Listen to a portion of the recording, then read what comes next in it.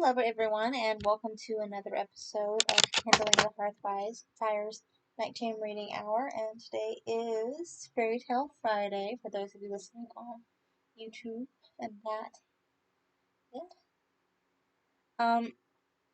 Today is Fairy Tale Friday, and we're going to be doing at least one tale from. Let's see what it's titled. It's called Drolls from Shadowland.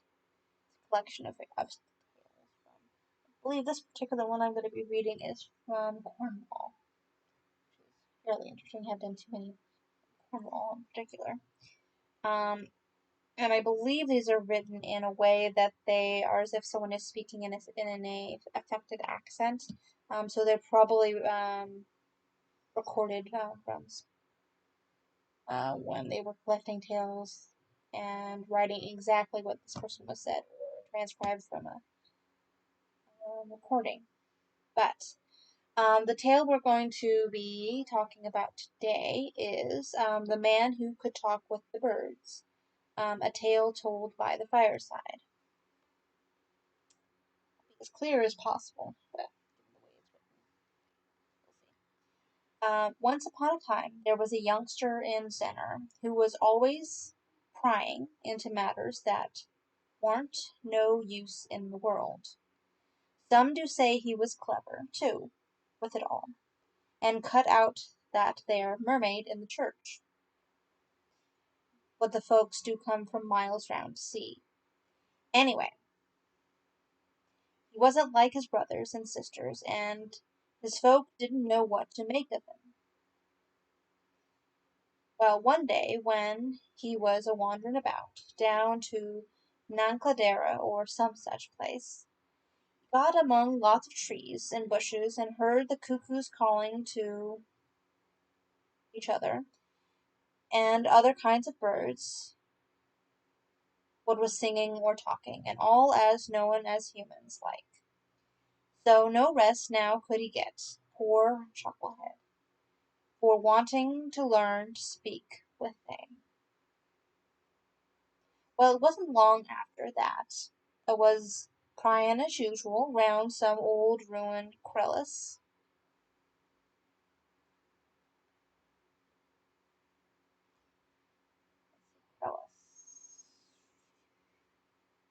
Footnotes. What's crevice?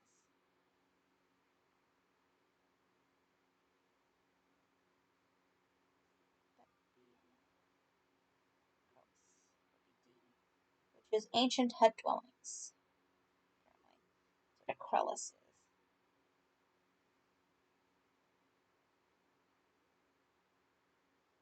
is. As usual, round some old ruined crevice up to June. When a seed a man with long white beard setting on the one of the burrows, on the hill that are alongside that old quote up there. Quote.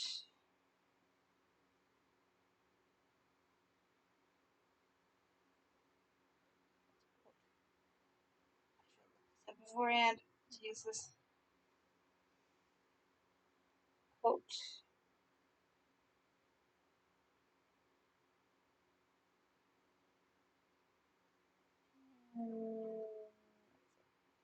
F and Cromlech.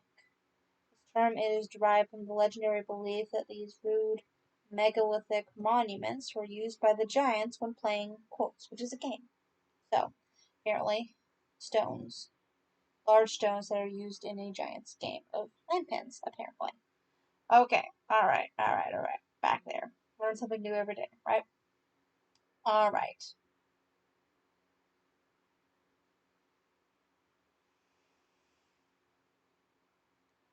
There. It was boldish piece of goods, was the youngster, sementally, for a Deedon mine was strainier Dinian. Dinian. I believe that's a witch, actually.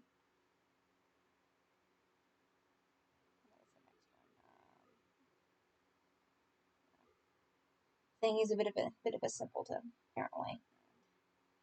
couldn't do what people were expecting.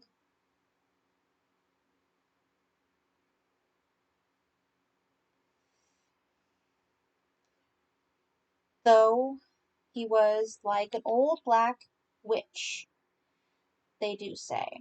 Anyhow, the two began jawing together, soon got thick as Toji and Tom. Thick in birds were thick in conversation, apparently. And by, the stranger warmed out of an how was all's troubled in his mind, 'cause he couldn't understand what the birds were saying. So he figured out that he wanted to know what the birds were saying. And the boy was like, "I'd give anything in the world," says the Ukadavi. Davy.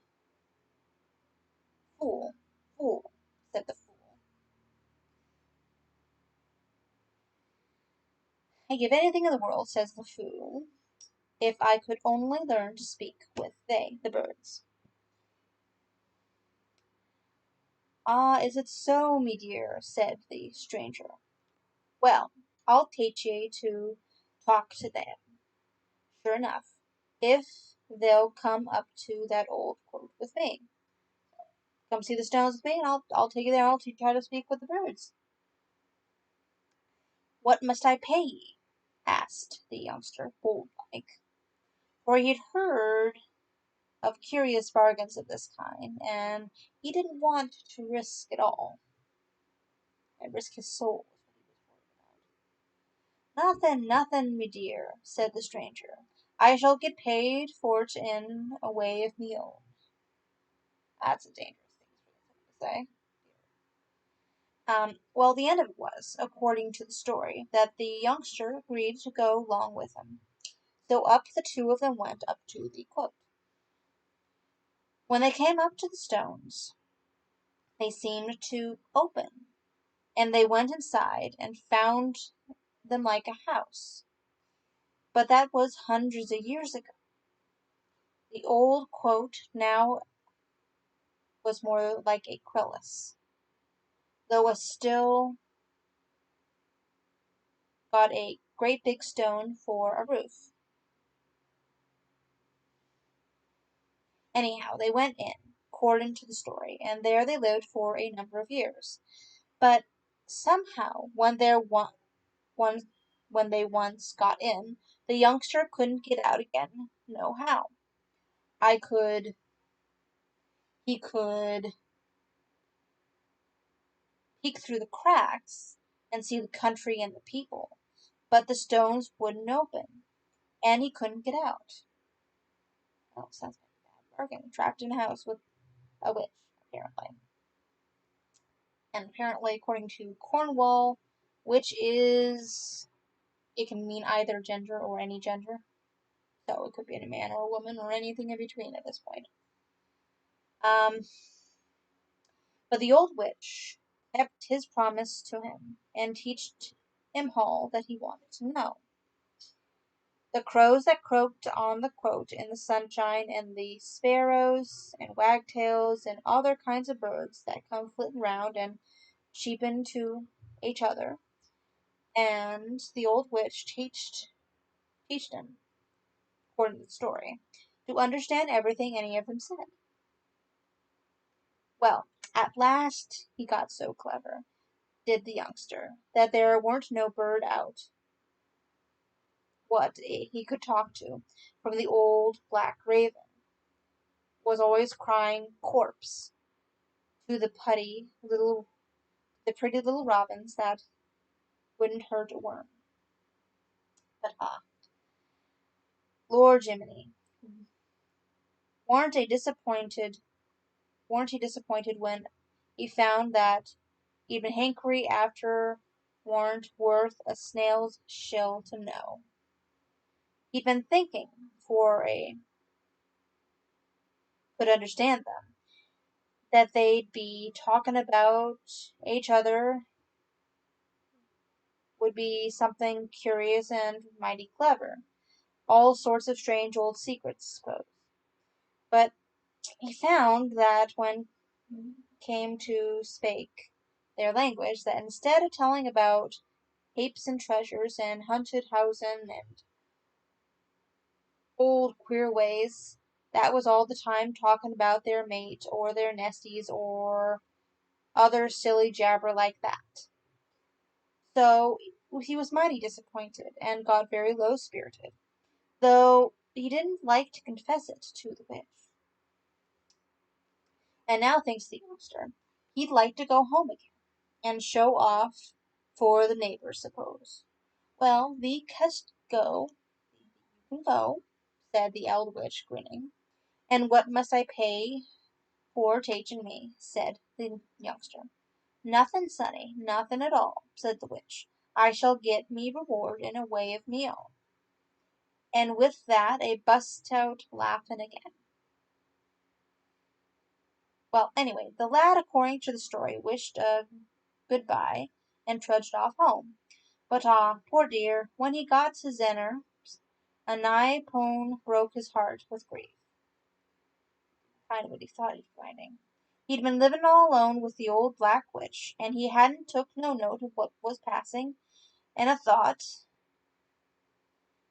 he was still a youngster, simly, stead of which was a growed to an old man, with no more pith in his bones than a pisky, and I could hardly manage to crawl to Zenner, and was so old and pashlin and nigh upon blind. And worst of all, when he got to Zenner, every man who'd known him was dead and gone. His father and mother was up in the churchyard, and he hadn't got a single friend in the world. So because he was so old and terrible palsy, and hadn't got no one to take no interest in him, through never having took no interest in no one, they was obliged to put him into Mattern Union, and there he lingered, old and totalish, till he died at last, a lone old man. That's a terrible story. Once you get through everything, it's kind of like Rip Van Winkle, where he learned to talk with the birds, but in exchange for something a little bit more precious than what he actually got. That's a terrible story. Why am I sharing this with you? It only took me about 15 minutes just to get through that. Because the way it's written. Footnotes. Okay, so let's switch to another book because that's a little bit more difficult to understand. I really have to read that one before I actually go on here. So let's do it this way. Go back to Grimm's Fairy Tales because we did those last time.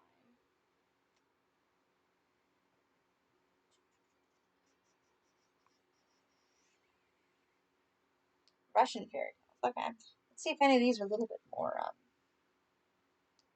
they're Russians. I don't.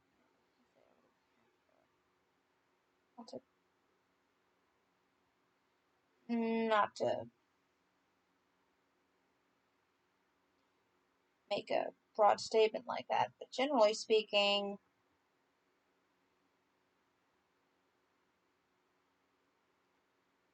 Russian fairy tales don't tend to be as cheerful as ones we're used to. Okay, and I haven't read this one. Let me see how long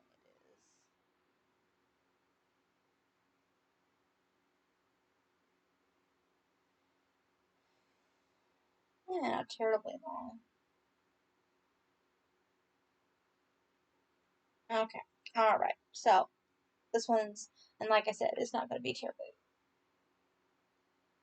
happy story because it's called The Dead Mother, which is not terribly happy to begin with. Alright, alright, so The Dead Mother. In a certain village there lived a husband and wife, who lived happily, lovingly, peaceably. All their neighbors envied them. The sight of them gave pleasure to honest folks. Well, the mistress bore a son, but directly after it was born she died. The poor mojik moaned and wept, Above all, he was in despair about the babe. That's the father. Um, how was he to nourish it now? How to bring it up without its mother? He did what was best, and hired an old woman to look after it.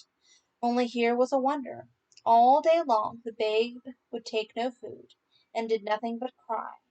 There was no soothing it anyhow.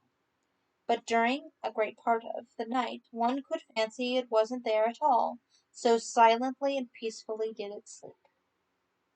What's the meaning of this? Thinks the old woman. Suppose I keep awake tonight. Maybe I shall find out. Well, just at midnight she heard some one quietly open the door and go up to the cradle. The babe became still, just as if it was being suckled. The next night the same thing took place, and the third night too. Then she told the mujik about it. He called his kinfolk together and held a council with them. They determined on this, to keep awake on a certain night, and to spy out who it was that came to suckle the babe. So at evening, they all lay down on the floor, and beside them they set a lighted taper hidden in an earthen pot. At midnight the cottage door opened. Someone stepped up to the cradle. The babe became still. At that moment one of the kinsfolk suddenly brought out the light. They looked, and saw the dead mother, in the very same clothes in which she had been buried, on her knees beside the cradle, over which she bent as she suckled the babe at her dead breast.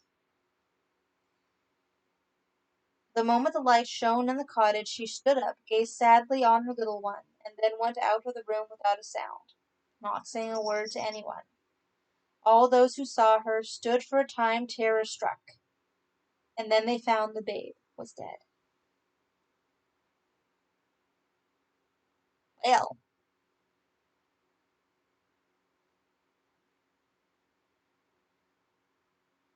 that was a lovely story, wasn't it?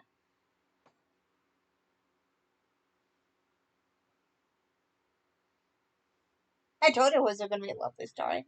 Alright, and another one is titled The Treasure. Really short, comparatively speaking. In a certain kingdom, there lived an old couple in great poverty. Sooner or later, the old woman died. It was in winter, in severe and frosty weather. The old man went round to his friends and neighbors, begging them to help him dig a grave for the old woman. But his friends and neighbors, knowing his great poverty, all flatly refused. Friends and neighbors. The old man went to the Pope.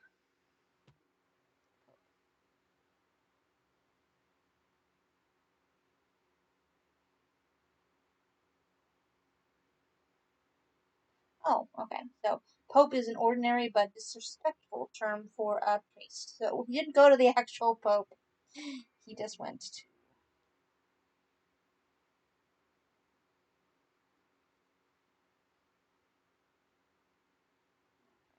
back to where it was. Went to the footnotes, and that's the end of it.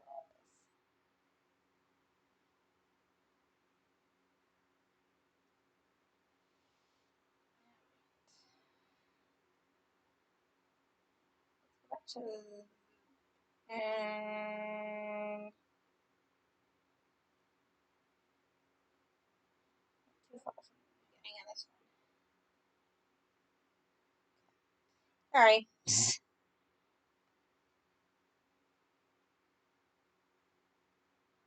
Okay, so dead mother. The next one is the treasure. Okay. In a certain kingdom, there lived an couple. There you go. Past that. And he went to the Pope, or priest. And in that village they had an awful grasping Pope, one without any conscience, and says he, "Lend a hand, reverend father, to get my old woman buried. But have you got any money to pay for the funeral? If so, pay up beforehand." No. Um, but have you got any money? Pay up beforehand. It's no use hiding anything from you. Not a single kopeck have I at home. But if you'll wait a little, I'll earn some, and then I'll pay you with interest. On my word, I'll pay you." The Pope wouldn't so much as listen to the old man. "If you haven't any money, don't you dare come here," says he. "What's to be done?" thinks the old man. "I'll go to the graveyard, dig a grave as best I can, and bury the old woman myself." So he took an axe and a shovel, and went to the graveyard. When he got there, he began to prepare a grave. He chopped away the frozen ground on the top with the axe, and then he took to the shovel. He dug and dug, and at last he dug out a metal pot. Looking into it, he saw that it was stuffed full of ducats that shone like fire. The old man was immensely delighted, and cried, "Glory be to thee, O Lord! I shall have wherewithal both to bury my old woman, and to perform the rites of remembrance." He did not go on digging the grave any longer, but took the pot of gold and carried it home. Well, we all know what money will do. Everything went as smooth as oil. In a trice there were found good folks to dig the grave and fashion the coffin. The old man sent his daughter-in-law to purchase meat and drink and different kinds of relishes. Everything there ought to be at a memorial feast. And he himself took a ducat in his hand and hobbled back again to the Pope's. The moment he reached the door, out flew the Pope at him. "You were distinctly told, you old lout, that you were not to come here without money, and now you've slunk back again. Don't be angry, Bajushka," said the old man imploringly. "Here's gold for you. If you'll bury my old woman, I'll never forget your kindness." The Pope took the money, and didn't know how best to receive the old man, where to seat him, with what words to smooth him down. "Well now, old friend, be of good cheer. Everything shall be done."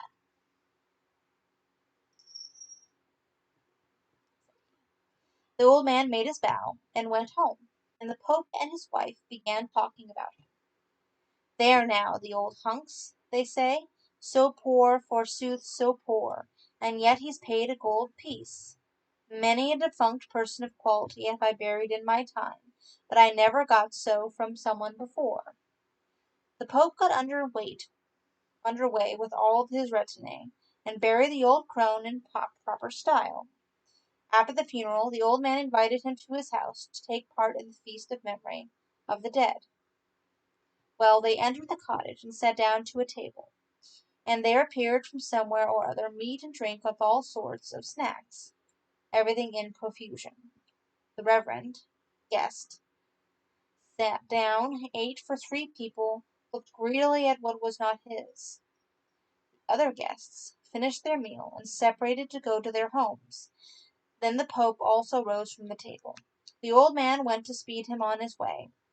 As soon as they got into the farmyard, and the Pope saw they were alone at last, he began questioning the old man. "Listen, friend, confess to me. Don't leave so much as a single sin on your soul. It's just the same before me as before God. How have you managed to get on at such a pace?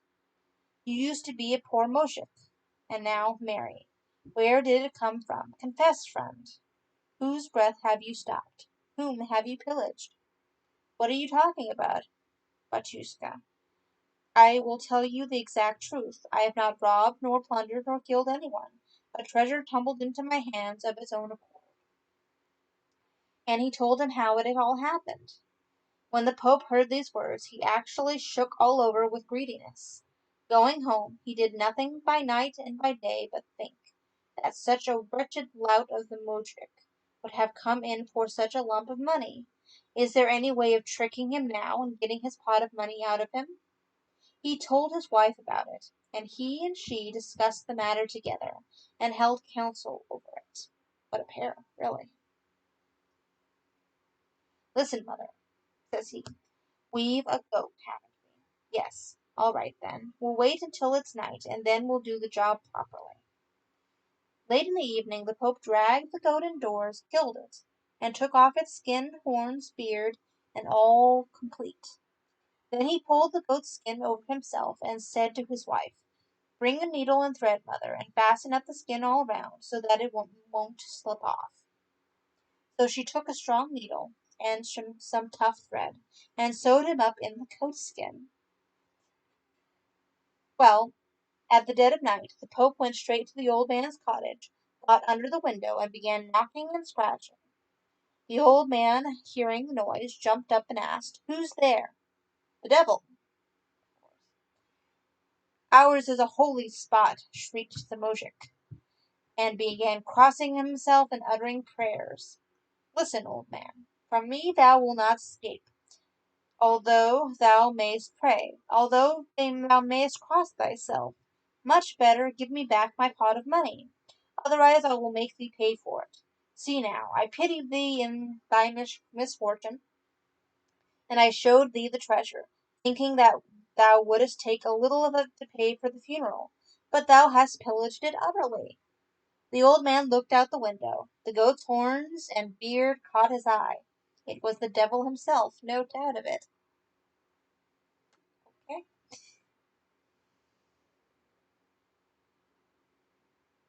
"Let's get rid of him, money and all," says the old man.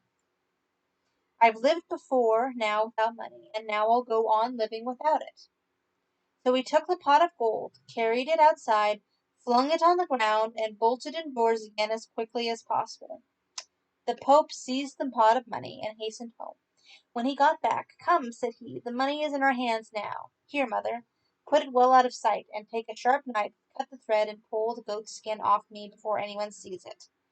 She took the knife, and was beginning to cut the thread at the seam, when forth flowed blood, and the Pope began to howl. "Oh, it hurts, mother, it hurts! Don't cut, mother, don't cut." She began ripping the skin open in another place, but with just the same result. The goat's skin had united with his body all around. And all that they tried, and all that they did, even to taking the money back to the old man, was of no avail. The goat's skin remained clinging tight to the Pope all the same. God evidently did it to punish him for his great greediness.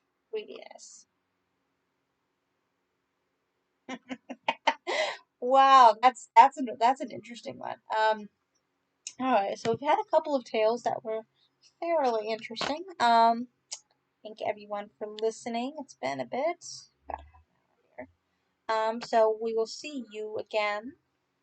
Today is Friday, so Saturday's my day off. So we will once again see you for Silly Surreal Sunday, where I'll be reading again from Alice in Wonderland. And I hope to see you there. And I hope everyone has a good evening and a good night.